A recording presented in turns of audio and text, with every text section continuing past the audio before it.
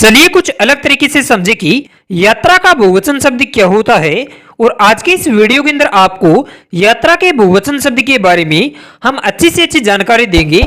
आप बस वीडियो को लाइक करें, चैनल को सब्सक्राइब करें और बेल आइकन को दबा दें। हम आपको सबसे पहले बता देते हैं कि बहुवचन किसे कहते हैं, ताकि आप यात्रा के बहुवचन शब्द को अच्छी तरह से समझ सकें।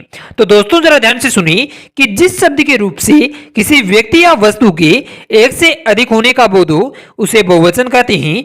और वहीं पर अगर हम यात्रा के बहुवचन की बात करते हैं तो दोस्तों जरा ध्यान से सुनिए कि यात्रा एक एकवचन होता है और यात्रा का बहुवचन शब्द यात्राएं होता है। यानी दोस्तों यात्रा का बहुवचन शब्द यात्राएं होता है और यह आपको अच्छी तरह से पता होना चाहिए और इन्हें अच्छी तरह से याद कर लेना है, जिसके कारण से आप भी हमारे साथ हो रहे हैं कि यात्रा का बहुवचन शब्द यात्राएं होता है। इसके अलावा दोस्तों अब हम आपको बता देते हैं कि यात्रा किसे कहते हैं। यात्रा शब्द किसी स्थान से दूसरे स्थान तक जाने को कहा जाता है। जैसे कि आप अपने शहर से दिल्ली तक जाते हैं तो इसका मतलब है कि आपने यात्रा की है। तो इस तरह से दोस्तों यात्रा होता है। इसके अलावा दोस्तों अब हम आपको एक बार फिर से बता देते हैं कि यात्रा का बहुवचन शब्द क्या होता है।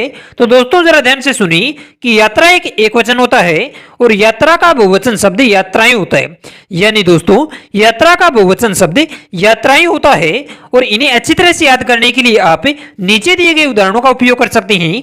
जैसे कि चलो अब मैं यात्रा पर जाता हूं, यानी किसी यात्रा पर जाने की बात की जा रही है तो इसका मतलब हुआ कि यात्रा एक एकवचन होता है और वहीं पर वे सभी बड़े बड़े शहरों के प्रसिद्ध मंदिरों की यात्रा करने के लिए गई, यानी बहुत सारे मंदिर की यात्रा करने के लिए गए हैं और जिसके लिए यात्राएं शब्द का प्रयोग किया गया है।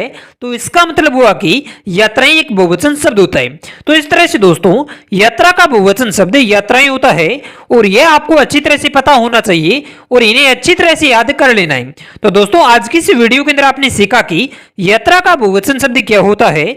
अगर आपको इसके बारे में अच्छी जानकारी प्राप्त हुई हो तो वीडियो को लाइक करें, चैनल को सब्सक्राइब करें और बेल आइकन को दबा दें।